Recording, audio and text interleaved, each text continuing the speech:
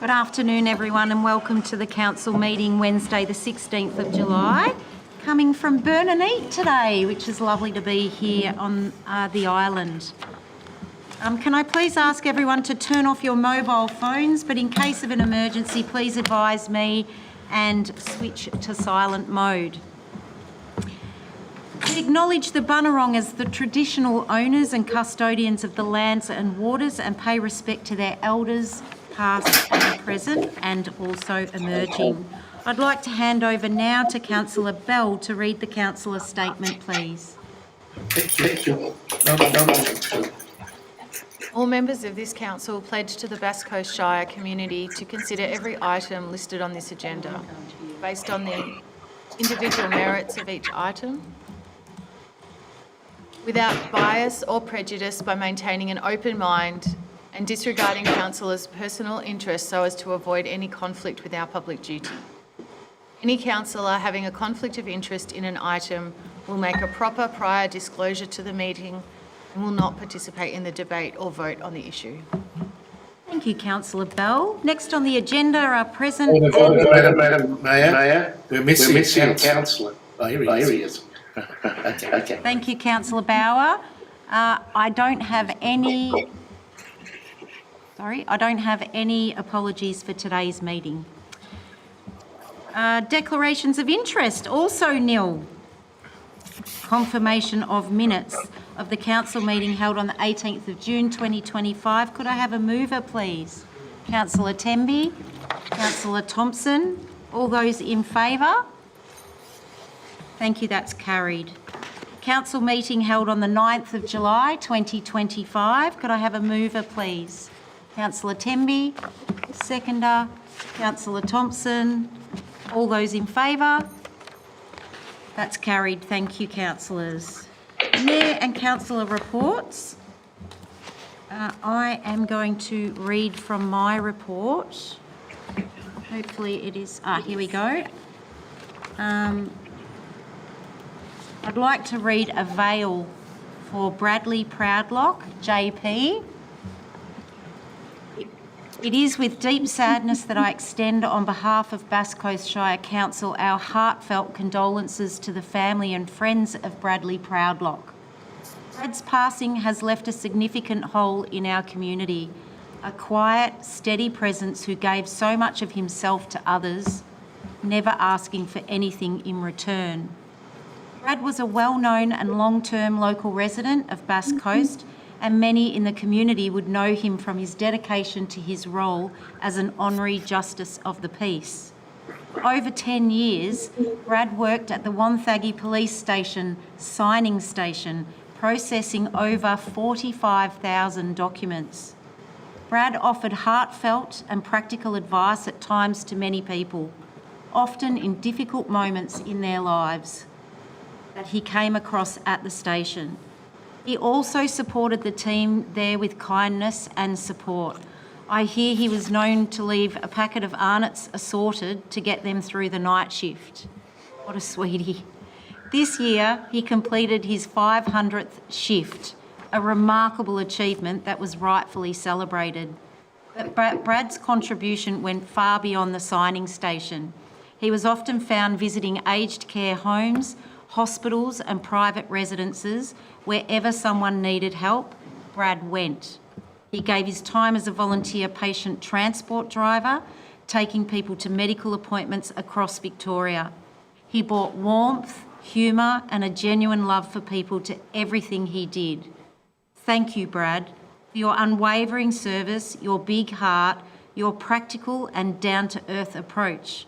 Our community will miss all of it. People like Brad show us what true community spirit looks like. You are one of a kind. Vale, Bradley Proudlock. We move to item 5 on the agenda, public question time. I will read out the questions and the CEO, Greg Box, will read the responses. Where's my questions? Oh, here we are. Sorry, just give me a moment, councillors. I have too much paperwork on my desk today. Okay, question 1. Could you speak up? We can't hear it. A bit louder for you? Yes, please. Alrighty. Question 1. Philip and Westwood. The topic is sand extraction strategy. Can Council explain why the regional sand extraction strategy Lang Lang to Grantville is not part of the Shire planning scheme as instructed when the strategy was gazetted? Through the Mayor, the regional sand extraction strategy, Lang Lang to Grantville, is listed as a background document under the Bass Coast Planning Scheme and referenced under the local provisions for resource exploration and extraction. Thank you, Mr. Box. I just want to check with the control room. Is my voice too loud at that end? No, it's fine. Okay, thank you. Question 2, Ian Wallace. Topic, the Dell SPP. Is Council prepared to endorse a ministerial decision on the Dell SPP that ignores the independent panel, contradicts its own strategies and technical advice, and knowingly strips Cape Patterson of growth opportunities at the cost of short-term local housing supply? Through the Mayor, at last week's additional Council meeting, Council resolved to endorse the Statement of Planning Policy under its obligations pursuant to S46AX of the Planning Environment Act 1987. Question 3, Ian Wallace. Development rights. Has Council received legal advice on its exposure risks in circumstances where affected landholders legally challenge the reversal of development rights Council has previously supported, in brackets, including in the current planning scheme? Through the Mayor, yes. In instances where questions of legal merit are raised in considering applications for the use and development of land through the Bass Coast Planning Scheme, Council may consider the advice of independent legal experts to supplement their decision-making. Questions 4, 5, 6 and 7 all relate to public question time changes. They will be given one response. Susie Wicks, please explain why they are seeking to make public question an in-person only experience, as this would make it extremely difficult for the majority of Bass Coast Shire working ratepayers, stay-at-home parents, non-resident ratepayers and ratepayers with disabilities to participate effectively in public question time at future council meetings. Leanne Sumpter, being a regional council, Bass Coast Council, in looking to make it a rule that one must be in chamber for their question to be addressed, has made it difficult for many ratepayers to ask a question. Unlike metro councils, there is limited public transport and vast distance to travel to attend chamber. What provisions is Council putting in place to address this situation? Kevin Griffin, Council is proposing severe restrictions to public question time. Even some councillors have had insufficient time and briefings to fully understand ramifications of the changes. Will Council now agree to extend the public submission period to Thursday the 14th of August to allow the community adequate time to review and respond? Anne Clements, please explain to ratepayers how making it much more difficult for many ratepayers to participate in public question time supports Bass Coast Shire Council's stated goal of making Bass Coast Shire Council open, transparent and responsive in its interactions with the Bass Coast Shire ratepayer body. Through the Mayor, consultation on the draft governance rules has been open for 4 weeks and will close tomorrow, Thursday the 17th of July at 5 p.m. Community members have been able to provide feedback on the draft rules, and all input will be considered prior to the final endorsement of the governance rules by Council. And Mr Box, I would like to pick up in one of these questions, even some councillors have had insufficient time. All councillors have had the same time and the same briefings on question time in the governance rules. Question 8. Excuse me, Madam Mayor. Kevin Griffin, topic mayoral chains. Did you have a question, Councillor Edwards? My apologies. I did think we were going to provide some extra qualification there in terms of the item that we just discussed on the governance rules. Yes. may or may not come back to August. It might get pushed out, is my understanding. Is that correct? So we can give some... Mr Box? Yeah, through the Mayor, Council will make a consideration of the feedback, and it may or may not come to August depending on that feedback and what Council wants to do with it. Okay. Thank you, Mr Box. Question 8, Kevin Griffin. Topic, mayoral chains. The previous council advised that it would not respond to further public questions about the stolen mayoral chains and mayoral robe being put at council meetings. Does the current council maintain that position? Through the Mayor, a chronology of the Borough of Wonthaggi mayoral chains is available on Council's website. Council has conducted an investigation into this matter over several years and can take no further action unless new information comes to light. Community members wishing to access copies of documents or police reports pertaining to this would be required to lodge an application under Freedom of Information Act with Council. Thank you, Mr Box. Question 9, Louise Lyle. Topic, special charge schemes. Costs for special charge schemes, figures and assumptions used in calculations are all totally at the discretion of the relevant council with no specific details other than a formula given in the Act. Who is the independent governing body that oversees that criteria and calculations used are correct? Through the Mayor, there is no requirement for an independent body to oversee the way Council undertake cost apportionment for special charge schemes. Council has cost apportionment and associated documents legally reviewed to ensure the wording and calculations are consistent, fair and reasonable and ultimately defendable if challenged. Question 10, Louise Lyle. Topic, road and drainage works. At the May council meeting, council voted to contribute $1.2 million toward road and drainage works along the frontage of 17 houses.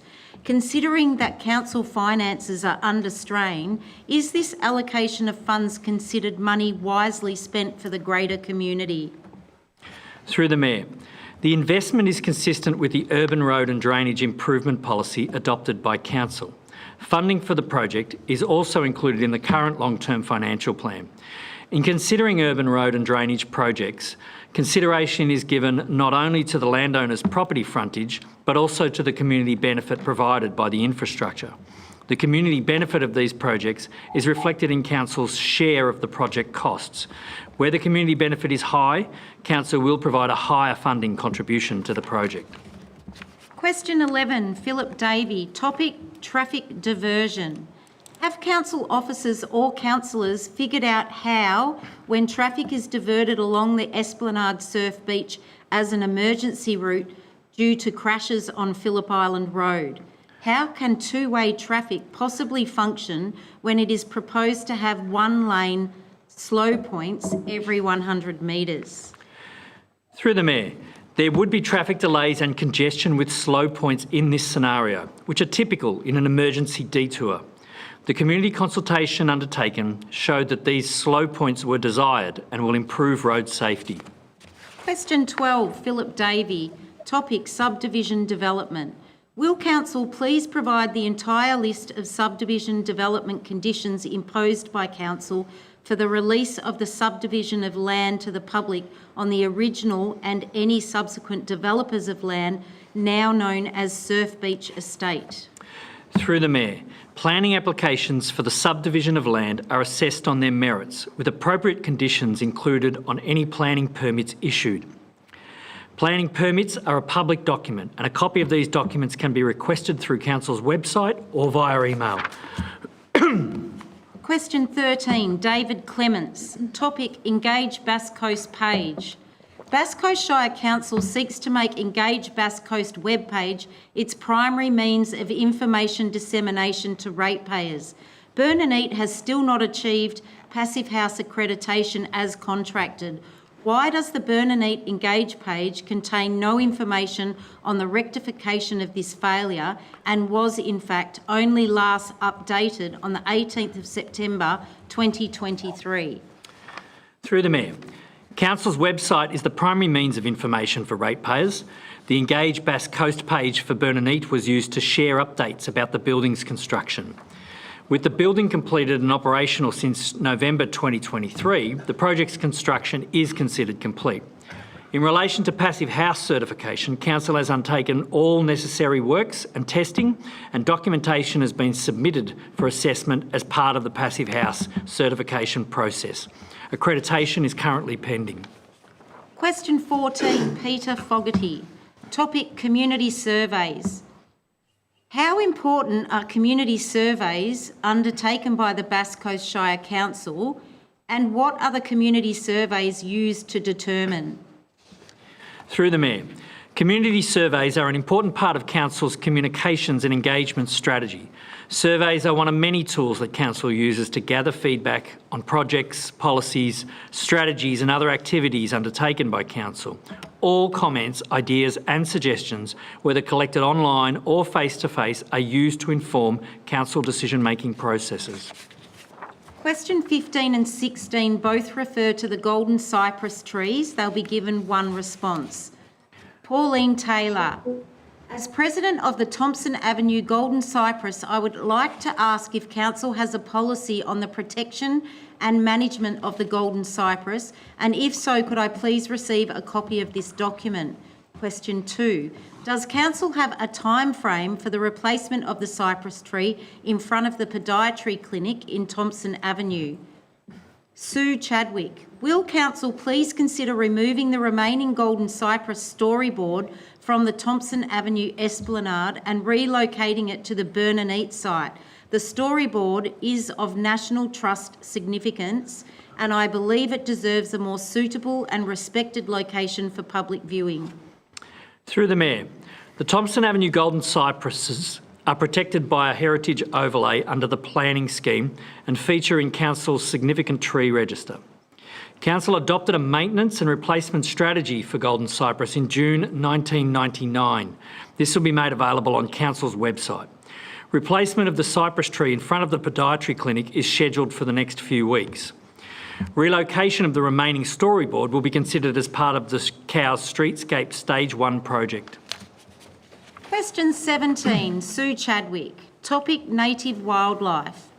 Fast developing tourism and island urbanisation is causing conflict as to how we can care for our native wildlife. There must be some protection for our Indigenous fauna. How can the Council look at ways to nurture the free roaming wildlife and prevent so many roadkills? Through the Mayor, Council recognises that the natural environment of Bass Coast is valued by residents and visitors alike. Balancing the demands of development with protecting the natural environment is a key priority under the Council plan. Council has worked closely with Phillip Island Nature Parks and DECA to develop and implement the Phillip Island Wildlife Plan, available online. Thank you, Mr Box, and thank you to our community members for their questions. That finalises public question time and has us moving to item 6, which is notices of motion. We have no notices of motion today. Item 7, petitions, joint letters, deputations and correspondence. Again, we have no petitions, joint letters, deputations or correspondence.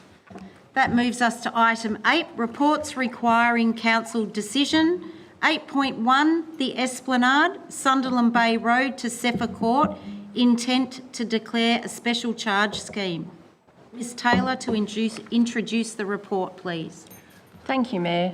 The purpose of this report is for Council to consider the preferred concept option and funding mechanism for a road and drainage upgrade project along the Esplanade between Sunderland Bay Road and Zephyr Court in Sunderland Bay. The report recommends that Council commence the statutory process by formally ascertaining the level of community support or objection for the project. Should Council resolve to progress with the process, a committee of the Mayor and the 3 Island Ward councillors would be convened to hear community submissions before a further report is presented to the November Council meeting. Thank you, Mayor. Thank you, Ms Taylor. Do I have a mover? Sorry, Councillor Bell. And a seconder?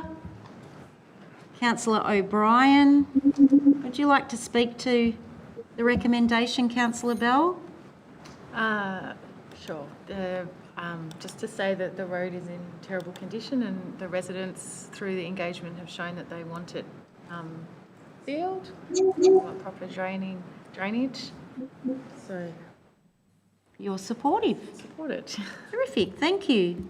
As seconder, councillor O'Brien, would you like to speak? Yeah, thank you, Madam Mayor. Yes, my understanding is that the residents there are in favour, and in fact, some residents who are just outside of it, querying why couldn't it go down the roads on each end as well. So I think it's a direction that that when all of the arguments are put to residents, and also about the opportunities to them to have deferred payments or to pay for it over a long period of time, they're part of it. They're generally in support.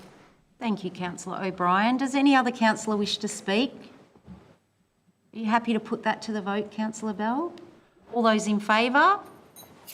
That's carried, thank you. Item 8.2 is the Kilcunda Viaduct Bridge. Ms Taylor, to introduce the report, please. Thank you, Mayor. The Kilcunda Viaduct Bridge is located to the north of the Bass Highway in Kilcunda. The bridge has not been utilised for transport purposes since the closure of the rail service in 1978, with recent assessments confirming significant instabilities with the structure. In response to these issues, Council has fenced off the bridge and commissioned expert advice on treatment options. This report details how the bridge could be restored, retained or demolished. Having considered all of the available options, it is recommended that Council demolish the structure and consider options for activation of the site through future budgets. Thank you, Mayor. Thank you, Ms Taylor. Do I have a councillor to move? Councillor Thompson, second. Councillor Temby. Councillor Thompson, do you wish to speak? Yes, through the Mayor. I would like to move this motion. First of all, I would like to talk to some public confusion. Today we are discussing the Kilcunda Viaduct Bridge on the land side of the highway and not the heritage-listed Bourne Creek Trestle Bridge on the ocean side. The Kilcunda Viaduct Bridge, which is not heritage listed, was recently inspected by a wooden bridge expert. After consultation, he reported this was the worst decayed bridge he has ever inspected.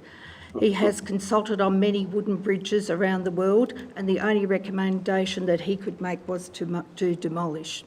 The officers have presented to the councillors 3 costed options that were to demolish at a cost of $32,000, retain as is with adequate fencing at a cost of $27,000, or restore, design and reconstruct a replica of the original bridge costing up to $2.5 million. I'm very sad that this bridge has not been maintained by previous councils or councillors, and it has come to this very difficult decision. In the interests of community safety, financial sustainability and environmental impacts, I reluctantly recommend option 1 to demolish this bridge. Thank you, Mayor. Thank you, councillor Thompson. Councillor Temby is the seconder. Thank you, Madam Mayor. Yes, look, I support the comments that Councillor Thompson has made, and I'm showing my age. I remember going through that bridge as a little kid in the back of the car, and Dad saying, "We've got to be careful here. If a truck comes up the other way, there's trouble." But and it's really sad that we're losing it. But in the context of the information that we've received, that seems to be the only option. What I'm really keen to see, though, is that we make the most of the space itself, and that area be made into public open space with whatever, perhaps an information page about the bridge itself being there. It could be that we can reuse some of the materials from the bridge to build something there. But to make it a usable public open space would be totally appropriate in my book, and that needs to be concurrent with demolition, a part of the whole bigger project. Thank you, councillor Temby. Is there any other councillors that wish to speak to the recommendation? All right, councillor Thompson, would you... Oh, sorry, councillor O'Brien. If I may, Madam Mayor, yeah, look, I was also, quite confused about which bridge was up for discussion. I concur with the comments my fellow councillors have made. It's always really difficult to look at something that served a historical purpose and, is a reminder of our history and where we were. But when you look at that bridge, we're just too late. That its preservation needed to have been at least put in train maybe 20 or more years ago, but we're too late now after the fact. So regrettably, this important link to our history is to be lost. Yeah. Thank you, Councillor O'Brien. Does any other councillor wish to speak to the motion? All righty. Councillor Thompson, would you? Through the Mayor, I'd like to move this motion. Thank you. Thank you. All those in favour? That's carried. Thank you. All those against? No, it was a unanimous. Yeah, sorry. No, it wasn't. Mr. Bolt. Oh, Acting purpose. can I just do that again? All those in favour of the recommendation? Oh, all those against? You were right, Mr. Box. I'm sorry. Sorry, can I call a division because I can't actually see the people? Yeah, I'm just going to call a division, Councillor Tassari, because we can't actually see you on the screen. So all those in favour? That's Councillor Edwards, Councillor Bell, Councillor Thompson, Councillor Halstead, Councillor Morgan, Councillor O'Brien, Councillor Temby, Councillor Bauer, sorry. All those against? Councillor Tassari.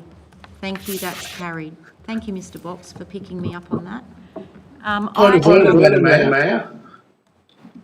I'm sorry, what was Madam that? Mayor? Yes, Councillor Bauer? Are you suggesting that Councillor Tassari is not visible to the other councillors? No, not in Burnaneet. That And neither are you, is- Councillor Bauer, but you are visible to me on the screen. But Councillor Tassari? Yes, Councillor Tassari and Councillor Bauer, you are both visible to me on the screen and live. And to the other councillors? Not to the other councillors, no, not in Burnaneet. Point of order, that is not how the meeting can progress. Look at the governance rules. Look at the state rules.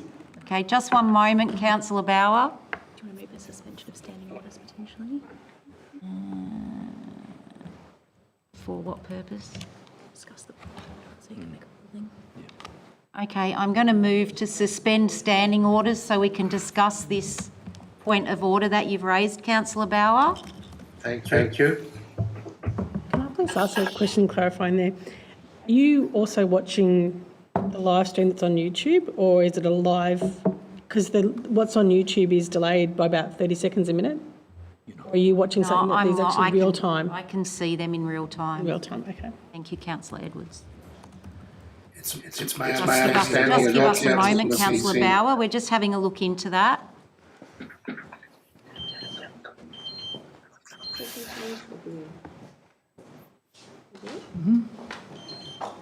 Everyone, we can have a little break and a breather.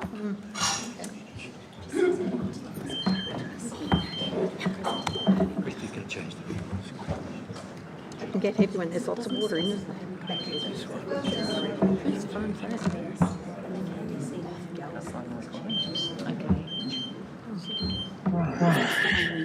Yeah, she did. Yeah, she did. And that was one of the... I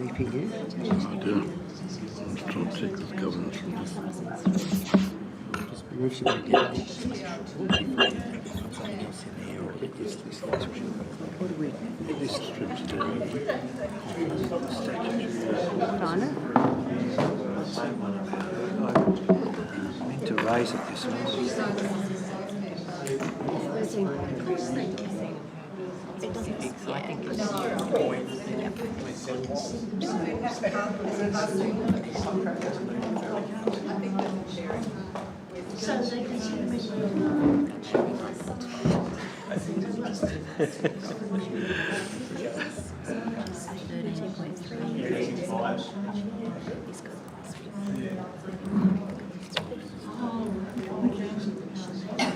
Did you know what this is about, statutory reports? Have we...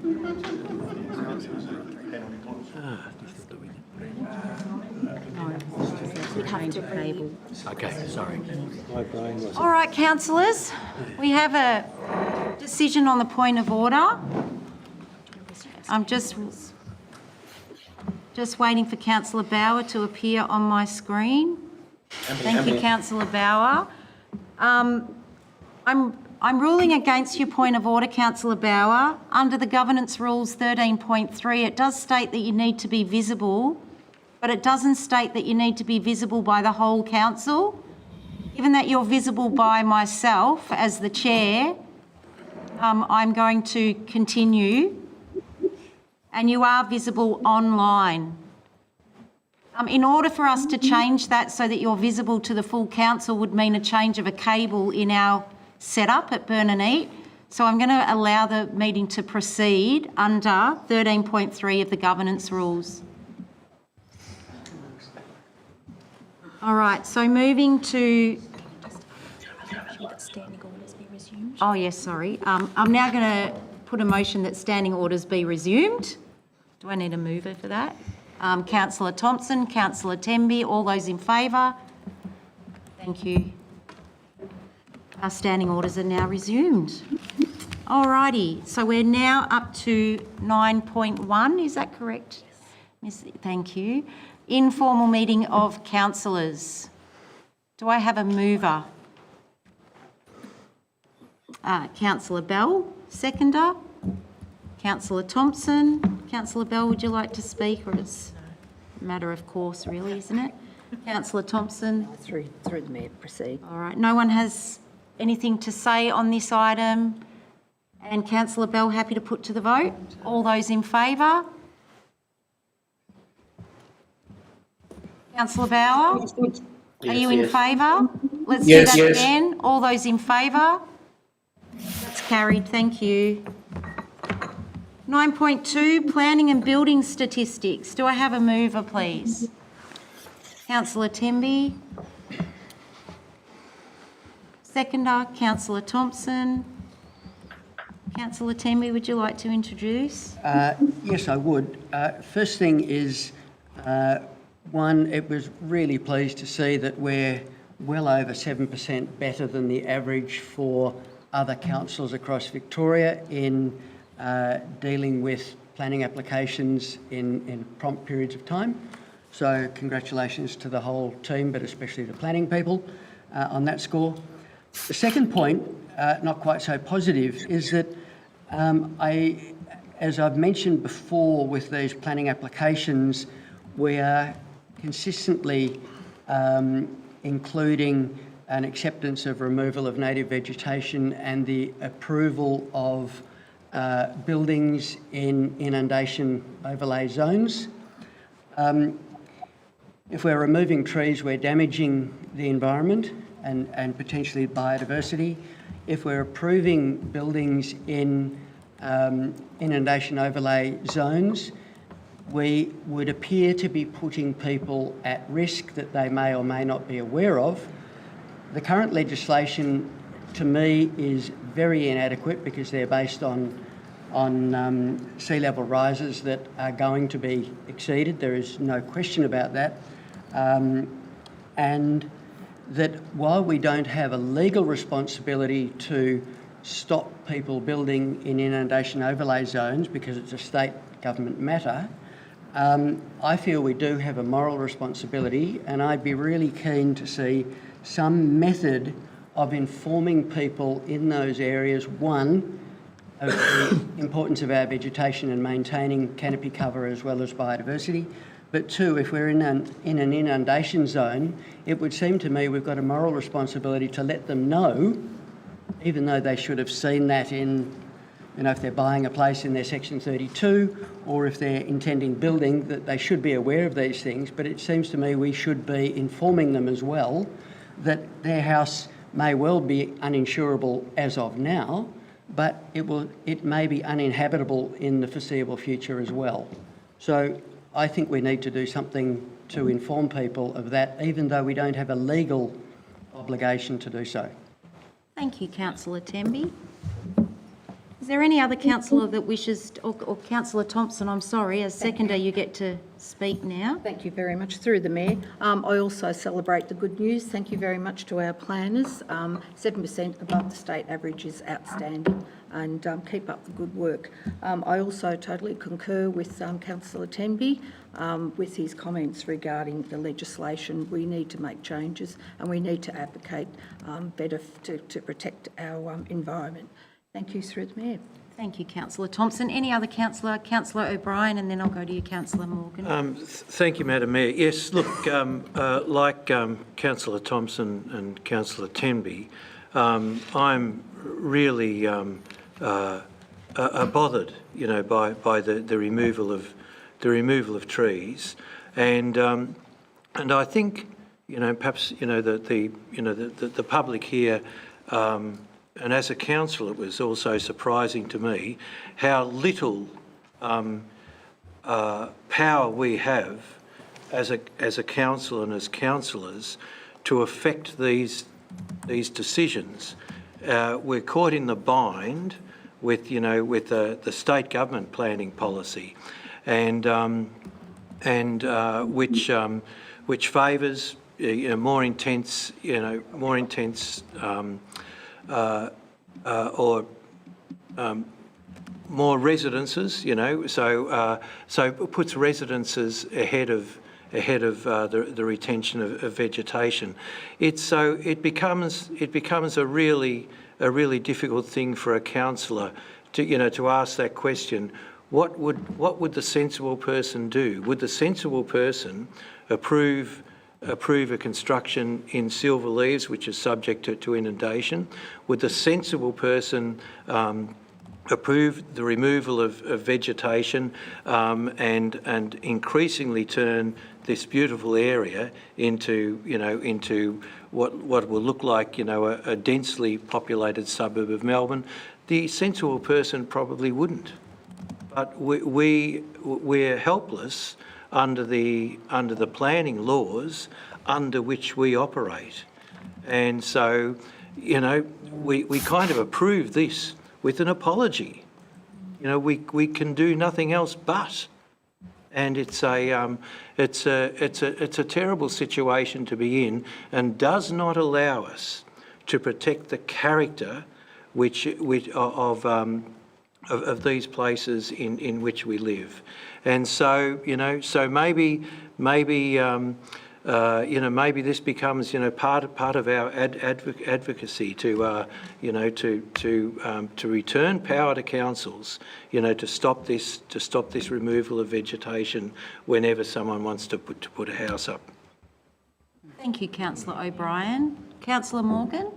Thanks, Madam Mayor. Yeah, overwhelmingly, I wholeheartedly agree with my colleagues. It's always quite frustrating, I think, to sit down and go through planning applications one by one that we may have substantial issues with, but those issues don't align with the planning scheme as they are, and therefore our hands are quite often forced. And I think particularly when we're looking at planning applications that may or may not be within the legislated inundation zones, we know that the state government is dramatically underestimating the amount of sea level rise that we are going to experience in the coming decades, and to be allowing people to develop when we know that those houses will be uninsurable and underwater within our lifetimes is disgraceful. And I think if this government's going to continue allowing expansion of fossil fuels, then they really need to update what our sea level rises are going to look like. Thank you, Councillor Morgan. Does any other councillor wish to speak? All right, so I'll go back to our mover.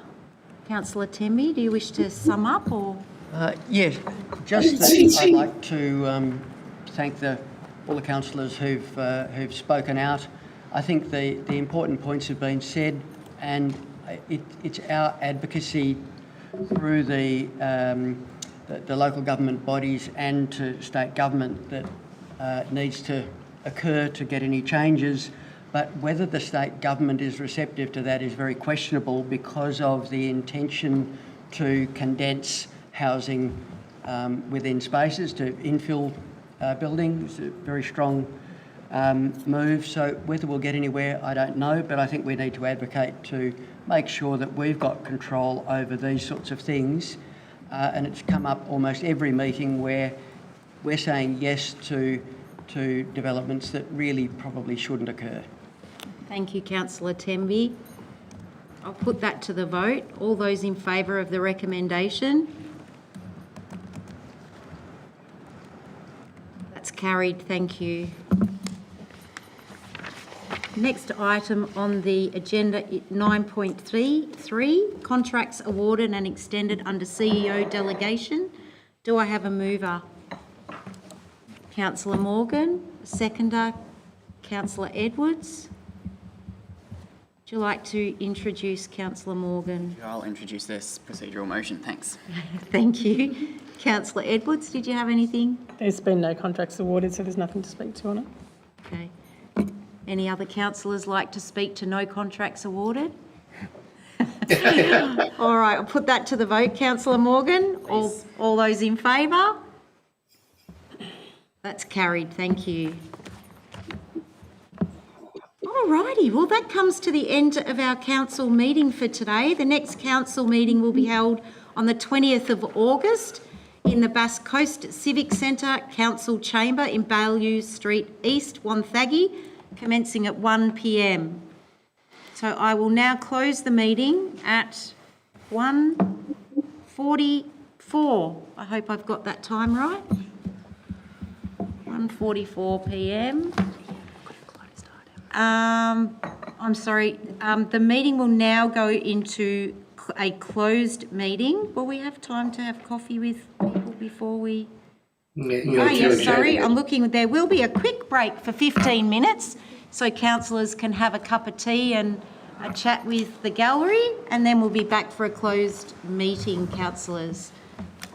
Thank you. Yeah.